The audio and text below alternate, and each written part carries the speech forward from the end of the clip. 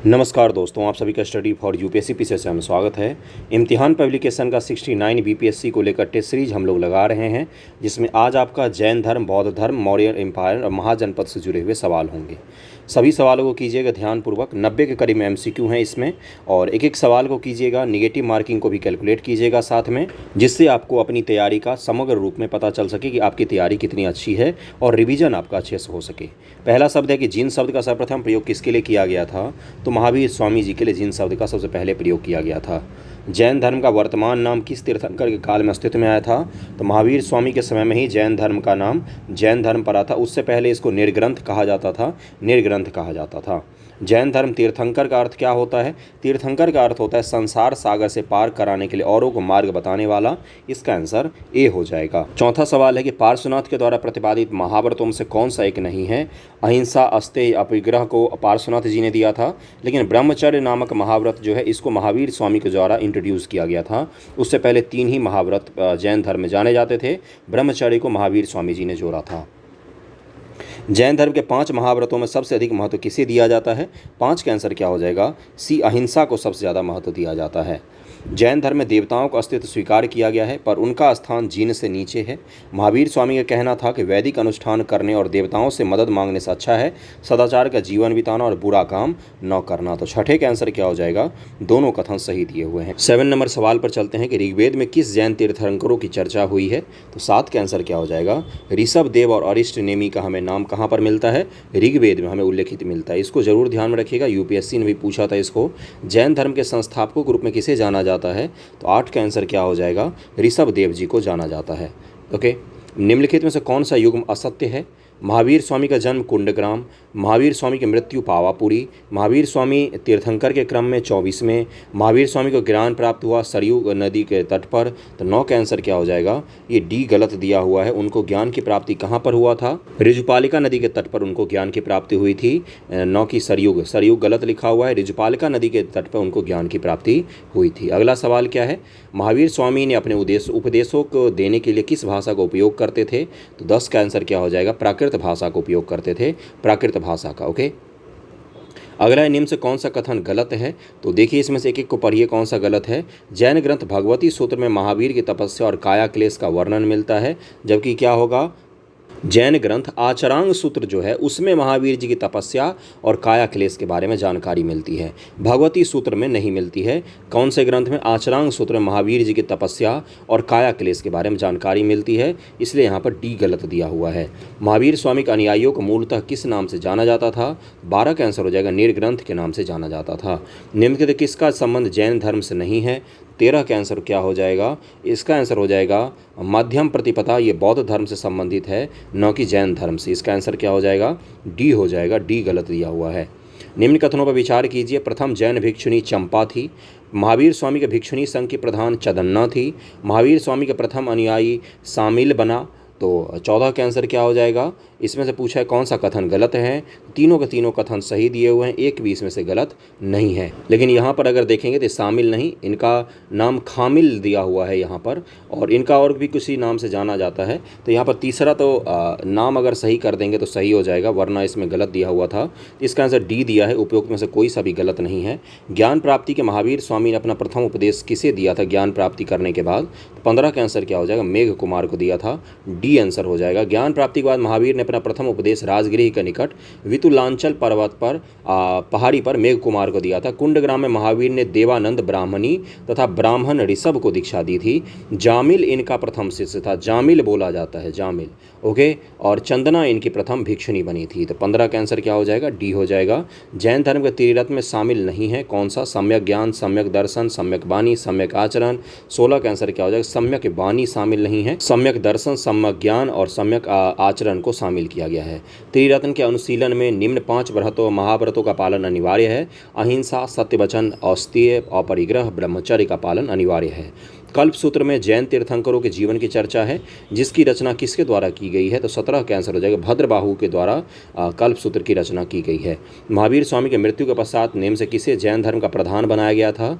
18 का आंसर हो जाएगा सुधर्मन को प्रधान बनाया गया था महावीर स्वामी के मृत्यु के बाद। ओके। 19 नंबर है कि आरंभ में जैन धर्म में मूर्ति पूजा का प्रचलन नहीं था। दिगंबर संप्रदाय के लोगों ने महावीर एवं अन्य तीर्थंकरों की पूजा आरंभ की। दिगंबर संप्रदाय के लोगों ने क्या पूजा आरंभ की थी या श्वेतांबरों ने आरंभ की थी? इसका आंसर बताइए। 19 का आंसर क्या हो जाएगा? केवल 1 सही है, दूसरा यहाँ पर गलत दिया हुआ है, क्योंकि श्वेतांबर संप्रदाय के लोगों ने पूजा आरंभ की थी, न कि दिगंबरों ने। मोक्ष या निर्वाण के उपरांत जीव जीवन मरण के चक्र से मुक्त होकर अनंत ज्ञान, अनंत दर्शन, अनंत सुख को प्राप्त हो जाता है, जिसे जैन धर्म में क्या कहा जाता है? इसको कहा जाता है अनंत चतुष्ठा। 4 हैं देखिए, अनंत ज्ञान, अनंत दर्शन, अनंत सुख और मुक्त होकर, बिल्कुल इसको क्या कहा जाता है? अनंत चतुष्ठा।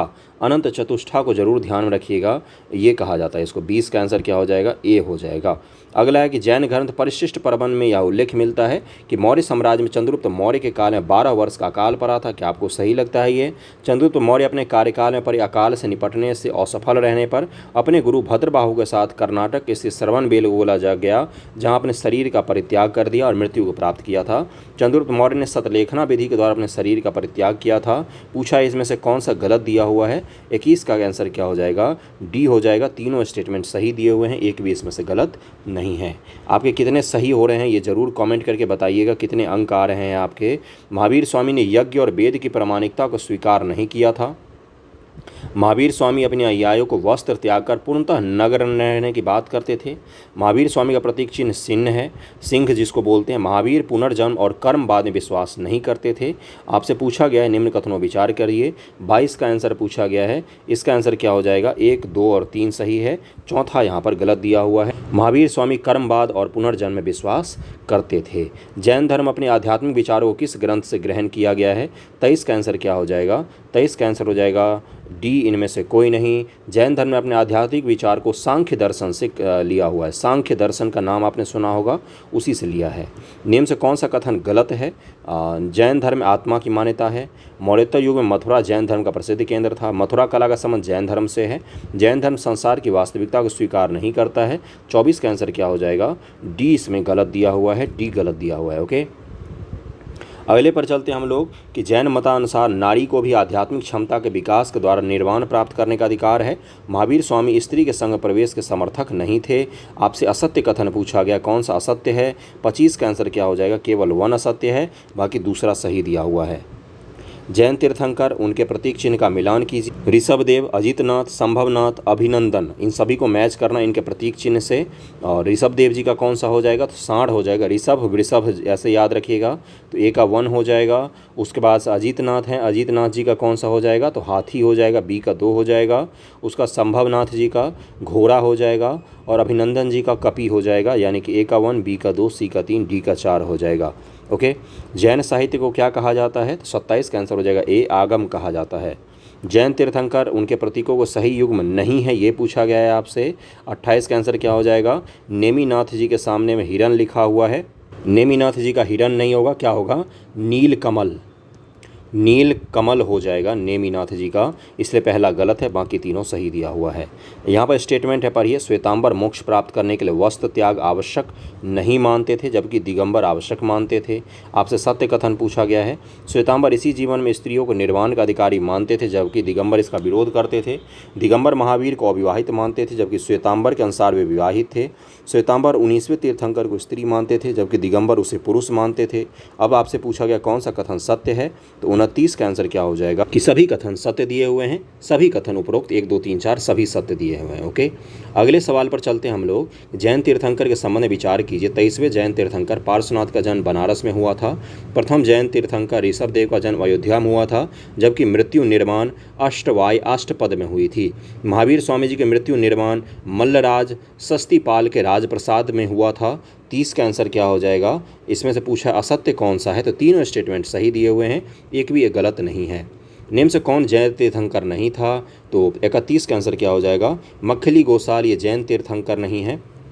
इन्होंने आजीवक संप्रदाय की स्थापना की थी, आजीवक संप्रदाय की। द्वितीय जैन संगति की अध्यक्षता किसने की थी? तो 32 का आंसर हो जाएगा देवाधि क्षमा श्रमण थे, जिन्होंने द्वितीय जैन संगति की अध्यक्षता की थी। और ये कहाँ पर हुआ था? वल्लभी गुजरात में हुआ था। वल्लभी गुजरात में हुआ था। प्रथम जैन संगति कहाँ हुआ था? ये आपको मुझे बताना चाहिए कमेंट करके, बहुत ही आसान सवाल है।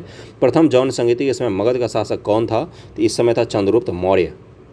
ओके, बताइए कब हुआ था। सिद्धार्थ गौतम बुद्ध के प्रथम गुरु कौन थे? 34 का आंसर क्या हो जाएगा? अलार कलाम उनके प्रथम गुरु थे, अलार कलाम। गौतम बुद्ध ने अपने जीवन के सर्वाधिक उपदेश कहाँ पर दिए थे? 35 का आंसर हो जाएगा श्रावस्ती में उन्होंने सबसे ज़्यादा उपदेश दिया था, 35 का डी हो जाएगा। महात्मा बुद्ध ने अपने उपदेश मगध, वैशाली, कौशल, कौशाम्बी एवं अन्य अनेक राज्यों में दिए, लेकिन बुद्ध ने अपने जीवन का सबसे ज़्यादा उपदेश कौशल देश की राजधानी श्रावस्ती में ही दिया था। बुद्ध ने तपस्सु तथा मल्लिक नामक 2 व्यक्तियों को सर्वप्रथम अपना शिष्य बनाया। बुद्ध ने अपना प्रथम उपदेश रसनीपत्तनम में दिया था। गौतम बुद्ध द्वारा अपने धर्म में दीक्षित किए जाने वाला अंतिम व्यक्ति सुभद्र था। कौन सा कथन गलत है ये पूछा गया है आपसे, इसमें से कोई सा भी गलत नहीं है, डी आंसर हो जाएगा। सारनाथ को ही ऋषिनीपत्तनम माना इस जगह बोला जाता है, इसको भी ध्यान रखिएगा। मृगदाव भी सारनाथ को ही कहा जाता है, मृगदाव। तो मृगदाव होगा या ऋषिपत्तनम होगा या सारनाथ होगा, तीनों एक ही जगह का नाम है। आपसे फंसाने के लिए पूछ सकता है कि प्रथम उपदेश ऋषिपत्तनम में दिया था या मृगदाव में दिया था, तो आप गलत कराएंगे वहाँ पर, इसलिए इसको ध्यान में रखिएगा। गौतम बुद्ध ने निम्न से कहाँ संघ की स्थापना की थी? तो 37 का आंसर क्या हो जाएगा? सी, सारनाथ में। गौतम बुद्ध ने संघ के प्रवेश करने वाली प्रथम महिला कौन थी? उनके बुद्ध के संघ प्रवेश करने वाली प्रथम महिला कौन थी? तो महाप्रजापति गौतमी थी प्रथम महिला। अगले सवाल पर चलते हैं। महात्मा बुद्ध ने अपने जीवन का अंतिम समय किस स्थान पर बिताया था? तो 39 का आंसर क्या हो जाएगा? कुशीनारा में अंतिम स्थान बिताया था उन्होंने, मतलब जीवन का अंतिम घड़ी। महात्मा बुद्ध ने सांसारिक दुखों के संबंध में कितने आर्य सत्यों को उपदेश दिया था? 40 का आंसर क्या हो जाएगा? 5 आर्य सत्यों का उपदेश दिया था। दुख, दुख समुदाय, दुख निरोध गामिनी प्रतिपदा, यही 5 दुख हैं। अगला क्या है कि महात्मा बुद्ध द्वारा प्रतिपादित अष्टांगिक मार्ग में निम्न से कौन सा एक शामिल नहीं है? सम्यक ज्ञान, सम्यक व्यायाम, सम्यक ज्ञान, सम्यक समाधि। 41 का आंसर क्या हो जाएगा? सम्यक ज्ञान उसमें समाहित नहीं है। ओके, ये दुख के निवारण के 8 मार्ग बताए गए थे जिसके कारण आपके जीवन में दुख नहीं होगा। अगला है कि गौतम बुद्ध कर्म में विश्वास करते थे एवं निर्वाण प्राप्ति में विश्वास करते थे। महावीर स्वामी कर्मवाद में विश्वास करते थे लेकिन पुनर्जन्म में नहीं। उपरोक्त में से कौन सा कथन असत्य है ये पूछा गया है आपसे। इसका आंसर क्या हो जाएगा? बी गलत दिया हुआ है, बी गलत दिया हुआ, पहला सही है। किस बौद्ध संगति में सर्वप्रथम बौद्ध धर्म 2 भागों में बट गया था? 43 का आंसर हो जाएगा बी, द्वितीय बौद्ध संगति में बट गया था। आपने सुना ही होगा कौन कौन से में, महायान और हीनयान में बाद में विभाजित हुआ चतुर्थ में, लेकिन महासंघिक और स्थाविर में कब बटा था? तो द्वितीय बौद्ध संगति में महासंघिक और स्थाविर में बट गया था। चतुर्थ में महायान और हीनयान में स्पष्ट रूप से विभाजित हो गया था। किस बौद्ध संगति में बौद्ध उपदेशों को सुत्त पिटक और विनय पिटक में बांटकर संकलित किया गया? तो ये प्रथम आपका प्रथम क्या बौद्ध संगति था उसमें किया गया था। प्रथम बौद्ध संगति का अध्यक्ष कौन थे ये आपको मुझे बताना चाहिए। कनिष्क के शासन काल में बौद्ध संगति की अध्यक्षता किसने किया था? तो 45 का आंसर हो जाएगा बी, वसुमित्र ने किया था। निर्माण बौद्ध धर्म का परम लक्ष्य है जिसका अर्थ क्या होता है? तो 46 का आंसर क्या हो जाएगा? दीपक का बुझ जाना ही निर्वाण का अर्थ होता है। और चतुर्थ बौद्ध संगति जो था इसके अध्यक्ष वसुमित्र थे और उपाध्यक्ष कौन थे? अश्वघोष जी थे, ये भी ध्यान रखिएगा आप लोग। अगले सवाल पर चलते। सामान्य मनुष्यों के लिए महात्मा बुद्ध ने जिस धर्म का उपदेश दिया उसे क्या कहा गया? उसको कहा गया उपासक धर्म, ए आंसर हो जाएगा। बौद्ध धर्म के त्रिरत्न कौन से हैं? बुद्ध धम्म संघ जो हैं ये बौद्ध धर्म के क्या हैं? त्रिरत्न हैं, बी आंसर हो जाएगा। महात्मा बुद्ध द्वारा स्थापित संघ के अधिवेशन के लिए कम से कम कितने भिक्षुओं की आवश्यक थी? इसको क्या कहा जाता है? इसको कहा जाता है कोरम। आपने सुना होगा ना कि संसद में कम से कम 10% लोग जब उपस्थित होंगे तभी लोकसभा या विधानसभा या राज्यसभा चलता है। उसी प्रकार से बुद्ध धर्म संघ जो था उसमें भी कम से कम कितने लोग उपस्थित होंगे तभी संघ चल सकता है? 49 का आंसर क्या हो जाएगा? कम से कम 20 लोगों की उपस्थिति जरूरी थी, कोरम कहा गया है इसको। बौद्ध संघ के संदर्भ में निम्न कथनों पर विचार कीजिए। यह गणतंत्र प्रणाली पर आधारित थी। संघ में ऋणी व्यक्तियों को भी प्रवेश संभव था। 50 का आंसर हो जाएगा केवल 1 सही है। जिन्होंने ऋण लिया हुआ है वो ऋण लेकर संन्यास लेकर बौद्ध धर्म में नहीं जा सकते हैं। जब तक ऋण नहीं चुकाएंगे तब तक संघ में प्रवेश नहीं मिलेगा। सिद्धार्थ जब कपिल वस्तु के सैर पर निकले तो उन्होंने निम्न से कौन सा दृश्य नहीं देखा था? लाचार महिला को उन्होंने नहीं देखा था। 51 का आंसर क्या हो जाएगा? डी हो जाएगा। निम्न से कौन सा कथन असत्य है?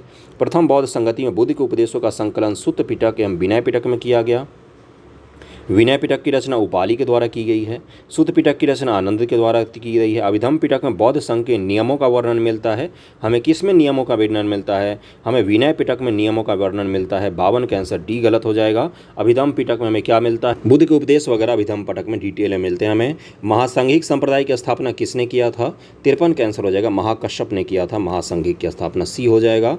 अगला है कि जैन धर्म बौद्ध धर्म दोनों में आत्मा की परिकल्पना की गई है। जैन धर्म में बौद्ध धर्म दोनों में पुनर्जन्म की मान्यता नहीं है। अभी आपको मैंने बताया, बार बार बता रहा हूँ, इस तरह के सवाल खूब सारे पूछे जाते हैं, बहुत बार पूछे गए हैं। जैन धर्म में आत्मा की बात की गई है। जैन धर्म तो मानता है कि पत्थर और पहाड़ में भी आत्मा का निवास है, और जैन धर्म पुनर्जन्म को भी मानता है। तो दोनों के दोनों कथन गलत हो जाएंगे। इसका आंसर डी हो जाएगा। सही से पढ़ना सीखिए, कॉन्सेप्ट को बिल्डअप कीजिए। बीपीएससी अब वो रहा ही नहीं जो आप सोच रहे हैं। भारत में उपासना की जाने वाली प्रथम मूर्ति संभवतः बुद्ध की थी। बुद्ध की प्रथम मूर्ति का निर्माण गंधार कला में की गई। बुद्ध की सर्वाधिक मूर्तियों का निर्माण मथुरा कला में किया गया है। कौन सा सही है ये आपसे पूछा गया है। 55 का आंसर हो जाएगा।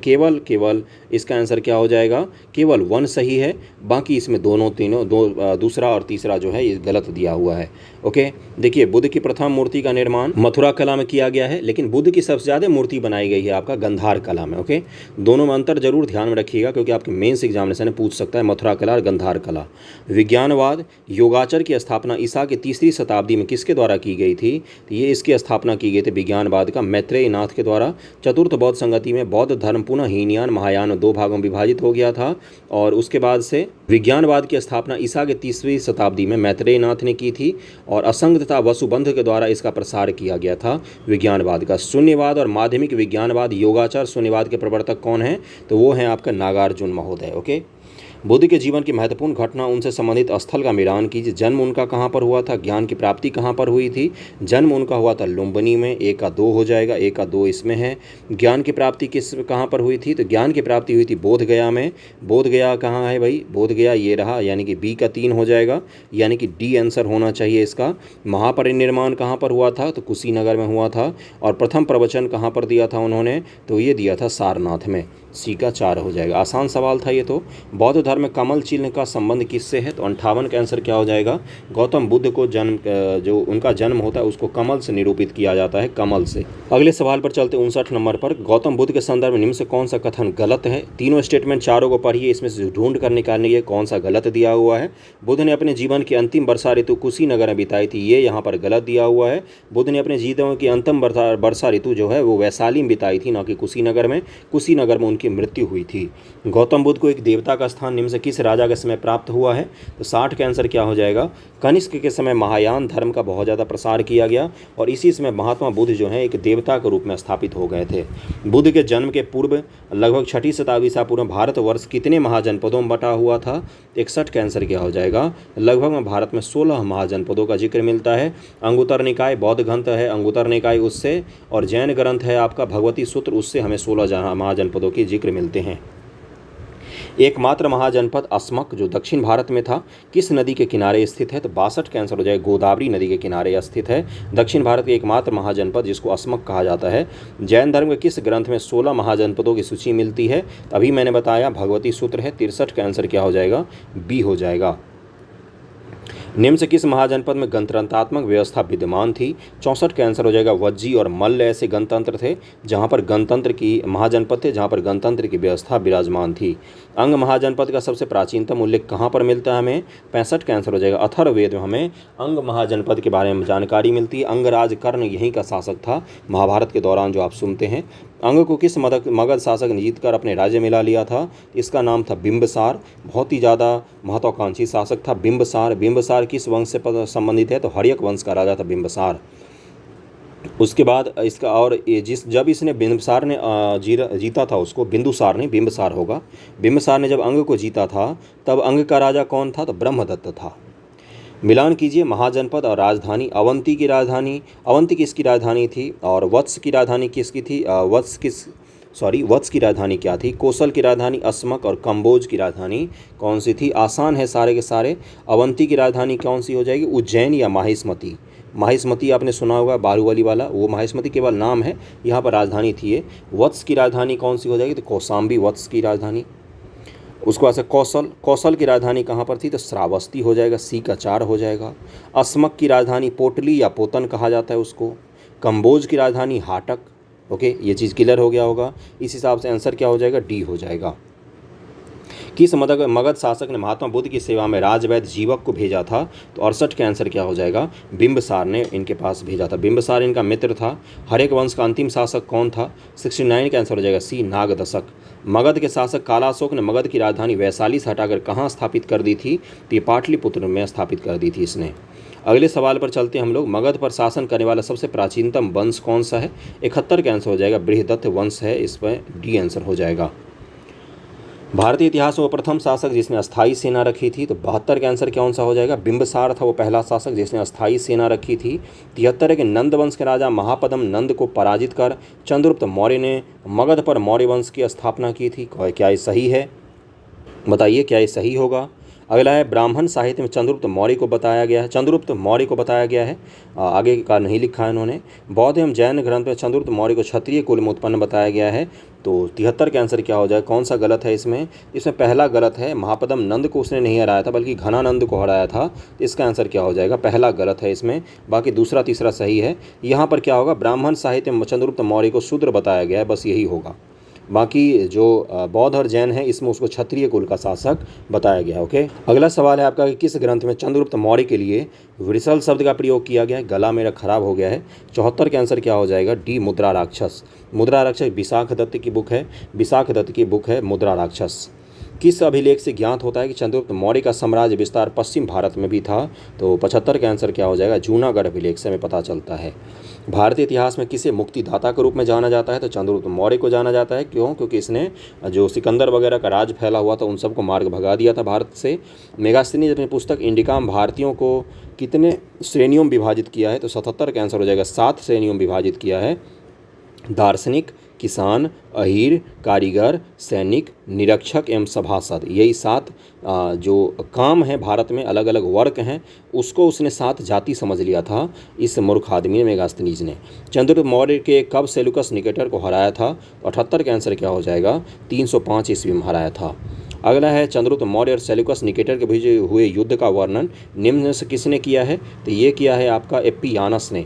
एप्पियानस ने इस युद्ध का वर्णन किया है, एप्पियानस ने। ओके, अगले पर चलते हम लोग। कौन सा नंबर सवाल 80 नंबर पर हम लोग पहुँच गए बंधुओं, मुबारक हो आप सभी को। निम्न से किस मौर्य दरबार में मेगास्थनीज का उत्तराधिकारी माना जाता है? और किसे मौर्य दरबार में मेगास्थनीज का उत्तराधिकारी माना जाता है? तो 80 का आंसर क्या हो जाएगा? डाइमेकस को माना जाता है। और ये 90 आंसर हैं, इसमें 90 MCQ हैं।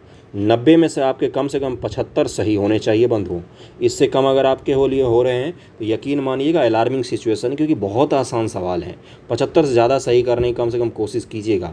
90 में से बहुत आसान सवाल हैं, एक भी सवाल ऐसा नहीं था जो आपको आता ना हो। बेसिक से हमने रिवीजन शुरू किया है, हम हाई सवालों पर भी चलेंगे अगले सेट में। ओके, चाणक्य के उत्तराधिकारी निम्न से कौन बना था? तो 81 का आंसर क्या हो जाएगा? राधा गुप्त बना था। राधा गुप्त अशोक के समय में मौर्य साम्राज्य का मंत्री था। चाणक्य रहा है आपका बिंदुसार और चंद्रगुप्त मौर्य के समय तक। कुछ इतिहासकार मानते हैं कि चाणक्य अशोक के समय तक रहा था, लेकिन अधिकतर मानते हैं कि राधा गुप्त जो था वो बन गया था इसके बाद उत्तराधिकारी। अशोक ने अपने राज्याभिषेक के कितने वर्ष पश्चात कलिंग पर आक्रमण किया था? 82 का आंसर क्या हो जाएगा? 8वें वर्ष में किया था, 8 वर्ष पश्चात। कलिंग युद्ध तथा उसके परिणाम के विषय में अशोक के किस अभिलेख में विस्तृत वर्णन मिलता है हम लोगों को? तो 83 का आंसर क्या हो जाएगा? 13वें अभिलेख में हमें जानकारी मिलती है इसकी। 13वें अभिलेख में जिन जानकारी मिलती है, 13वें अभिलेख में जानकारी मिलती है। 84 है कि सिकंदर के हमले के समय उत्तर भारत पर नंद राजवंश का शासन था। मगध के राजा धनानंद सिकंदर के समकालीन था। नियारकस, आर्नेसिक्रेटस और एरिस्टोब्यूलस सिकंदर के साथ भारत आया था। कौन सा कथन सही है? तो देखिए तीनों का तीनों स्टेटमेंट बिल्कुल सही दिया हुआ है। कौटिल्य के सप्तांग सिद्धांत के अनुसार राजा के अंग में कौन सा चीज़ शामिल नहीं है? कौटिल्य का सप्तांग सिद्धांत आपको पता होना चाहिए। किसी भी राज्य को स्थापित करने के लिए हमें 4 चीज़ चाहिए, 7 चीज़ चाहिए होता है। कौन कौन सा? पहला चाहिए होता है राजा, दूसरा चाहिए होता है अमात्य यानी कि अधिकारी, तीसरा चाहिए होता है हमें जनपद, चौथा चाहिए होता है हमें दुर्ग, पांचवा चाहिए होता है हमें कोष यानी कि धन, छठा चाहिए होता है दंड यानी कि लॉ, सातवां चाहिए होता है मित्र। 7 तो सप्तांग सिद्धांत ये चाणक्य के हैं। और इसमें देखिए लोक की बात कहीं पर नहीं की, इसलिए इसका आंसर डी हो जाएगा। सप्तांग सिद्धांत में सातों को ध्यान में रखिएगा। खुद ही सोचिए आपको एक राज्य स्थापित करना है तो आपको कौन कौन सी चीज़ें चाहिए, तो उसके हिसाब से 7 चीज़ों को अरेंज किया था किसने? तो कौटिल्य ने किया था। सबसे अंतिम जगह किसको रखा है उसने? मित्र राष्ट्र भी चाहिए किसी भी देश को स्थिरता प्राप्त करने के लिए। ओके, अशोक ने अपने राज्याभिषेक कितने वर्ष पश्चात बोध गया की यात्रा की थी? 36 का आंसर क्या हो जाएगा? 10 वर्ष पश्चात की थी। किस शिलालेख में अशोक के धम्म का उल्लेख मिलता है हमें? 87 का आंसर क्या हो जाएगा? भाब्रू शिलालेख मिलता है, ए आंसर हो जाएगा। निम्न से कौन सा कथन गलत है? अशोक के 7वें स्तंभ में आजीविकों का उल्लेख किया गया है। भारत में शिलालेख का प्रचलन सर्वप्रथम अशोक ने किया।